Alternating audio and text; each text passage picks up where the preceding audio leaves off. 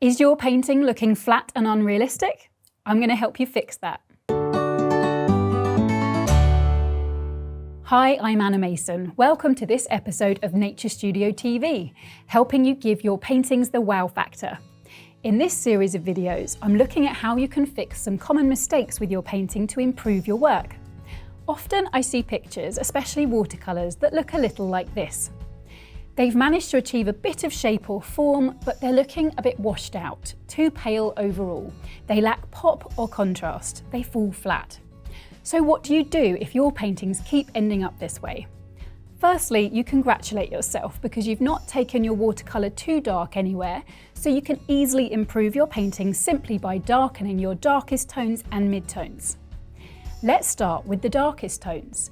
The darkest part of the apple is the dark brown stem. If we can paint that as dark as it needs to be, we can adjust our apple colours with that as our reference on the paper to compare to. When we assess the value, or as I call it, the tone of a part of our painting, that is how light or dark a colour is, our perception of it is affected by the other tones that are around it. So in this case, if our stem is too pale, then darkening up the darker areas of the apple's skin won't look right and we won't do it. So you can buy a viewfinder like this, or you can make your own by getting some mid-grey coloured card and making a hole in it.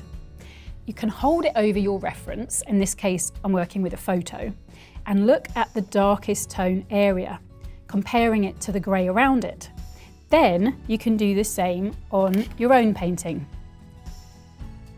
We want them to match, and this should make it much clearer to you that they don't yet.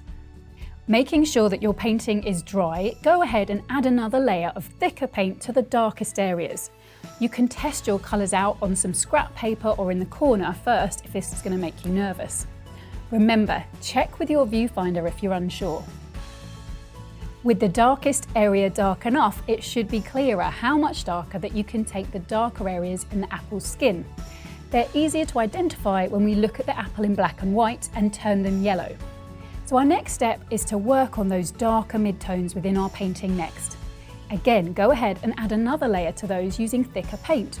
Or if you feel nervous, use some quite pale paint. You can always darken gradually by adding lots of layers, so long as your paper is good quality and absorbs well and you let it dry off between layers. If you create a feathered sort of edge to these darker shapes of colour, it'll make it easier to achieve a graduated transition along those edges as you blend into the lighter areas later.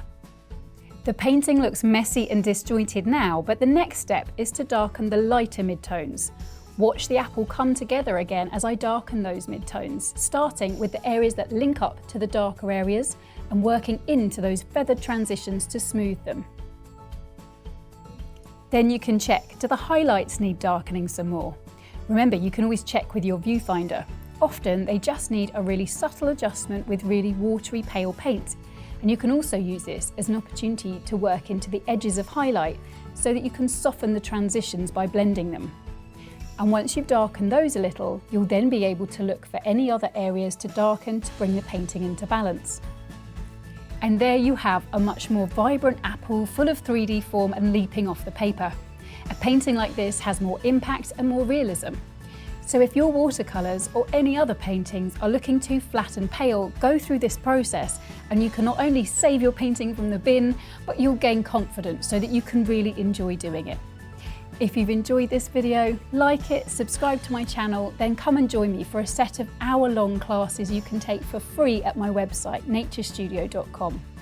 I can't wait to help you capture the beauty of nature on your paper. Thanks so much for watching, and I'll see you soon.